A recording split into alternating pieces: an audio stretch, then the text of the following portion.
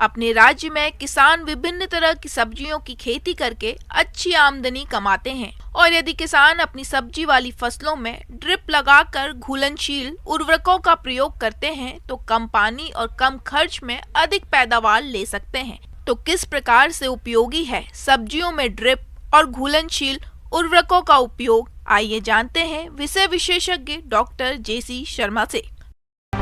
जैसे कि ज़्यादातर किसान आजकल सिंचाई जो करते हैं सब्जी वाली फसलों में ड्रिप के माध्यम से ही करते हैं ताकि कम से कम जल से ज़्यादा एक क्षेत्र में सिंचाई की जा सके और ज़्यादा से ज़्यादा सिंचाइयाँ भी दे सके।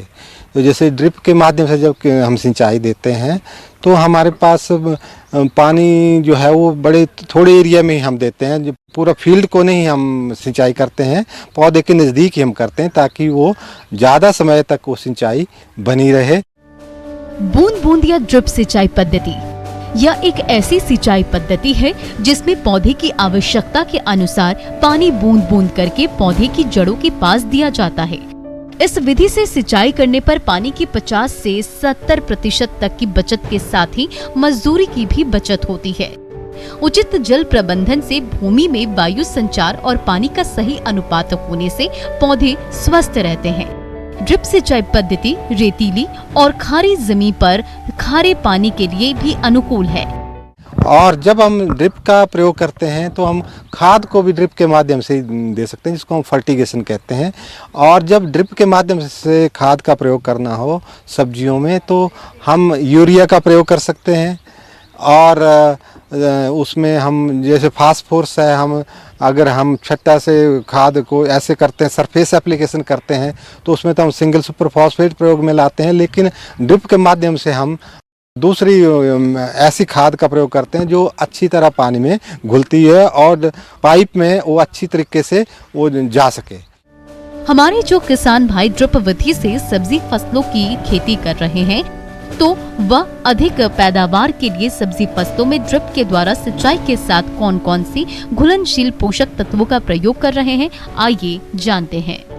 तो जैसे यूरिया है, इसका जो सॉल्युबिलिटी अच्छी है तो इसको हम ड्रिप के माध्यम से प्रयोग कर सकते हैं। नाइट्रोजन की जो सारी मात्रा है हम ड्रिप के माध्यम से दे सकते हैं, लेकिन फास्फोरस के लिए हमें थोड़ा सा ऐसी खाद का चयन करना पड़ता है जो पानी में घुलती हो। जैसे हमारे पास 15-15-15 है, 12-32-16 है, 19-19 है, इस तरह का हम मिक्सचर लेते हैं जिससे हम फास्फोरस की जो भरपूर मात्रा है उसको हम पौधे में सब्जी में दे सकें।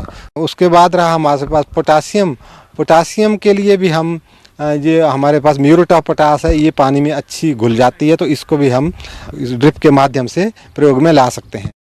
तो जो भी क्वांटिटी होती है एक बीघा के लिए कितनी हमारी खाद प्रयोग में होनी है तो उसको हम देख लेते हैं कि अगर हम ड्रिप के माध्यम से 30 सिंचाइयाँ अगर किसी फसल को दे रहे हैं तो हम ऐसा करते हैं कि 30 में से 15 सिंचाइयाँ ऐसी होती है जिनमें हम खाद डालते हैं, 15 सिंचाइयों में खाद नहीं डालते हैं। जैसे एक सिंचाई में खाद डाली तो दूसरी सिंचाई में हम सिंपल इरिगेशन करेंगे, सिंपल पानी ही देंगे। फिर हम तीसरी सिंचाई में फिर खाद डालेंगे, चौथी सिंचाई में फिर हम इरिगेशन ही करेंगे। इसी तरह हर एक अल्टरनेट जो सिंचाई होगी उसमें हम खाद का प्रयोग करेंगे। जो भी एक बीघे के लिए मात्रा होती है खाद नाइट्रोजन फास्फोरस पोटास की, उसको हम 15 हिस्सों में बांट लेते हैं, 15 स्प्लिट्स में बांट लेते हैं। और उसी तरह हम हर एक सिंचाई में खाद का प्रयोग नहीं करते हैं, एक सिंचाई में हम खाद का प्रयोग कर लेते हैं, एक में हम सिंपल सिंचाई ही करते हैं। इस तरह किसान लोग अपने इस खाद की पूरी मात्रा को कम से कम जो भी सिंचाइयाँ होती हैं उसकी आधी सिंचाई, जैसे किसी में 20 सिंचाइयों की ज़रूरत पड़ती है ड्रिप के माध्यम से तो 10 सिंचाइयों के माध्यम से खाद डालें, 10 से सिंपल एक सिंचाई ही करें। लेकिन हमें सबसे पहले ये देखना होता है कि जो भी खाद हम ड्रिप में डालते हैं उसकी सॉल्युबिलिटी अच्छी होनी चाहिए और जैसे हम 15-15-15 या 12-32-16 या 19-19-19 ये NPK के मिक्सचर हैं, नाइट्रोजन, फास्फोरस और पोटास में। तो जितने सबसे पहले हम देखते हैं कि फास्फोरस कितनी गई पौधे में, और उस फास्फोरस को देने के साथ साथ हमारे से उस मिक्सचर के माध्यम से कितनी हमारे पास नाइट्रोजन गई, कितनी हमारे पास पोटास गई, उस मात्रा जो बची हुई मात्रा रहती है सब्जी की, उसको हम बाद में ड्रिप के माध्यम से डाल सकते हैं।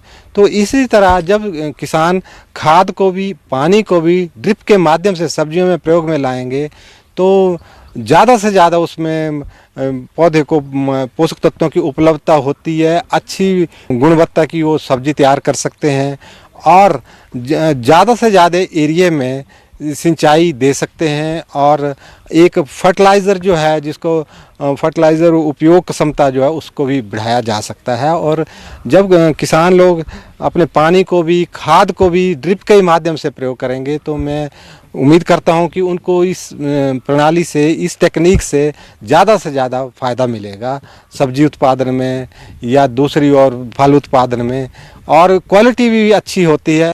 आगे और भी हैं खेती बाड़ी से जुड़ी हुई बहुत सी रोचक जानकारियां। यहां रुकेंगे एक छोटे से ब्रेक के लिए।